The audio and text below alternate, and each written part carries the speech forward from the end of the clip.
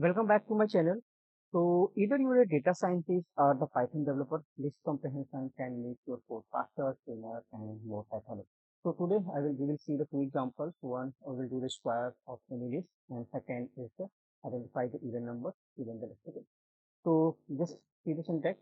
So what I am writing is within the list x square for x in array 1. Okay.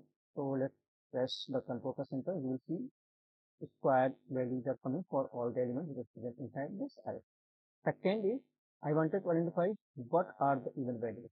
So you can see I am just writing open and close bracket for the array syntax. So it's like a simple open and close bracket. And then x for x in array 2 if x and then $2 not equal to 0. It say that I wanted simply dividing by the 0. Whatever is present is 0, simply send that. So 2, 8, 12, 15, these are the elements which is even. Thanks for watching my channel. Thank you very much.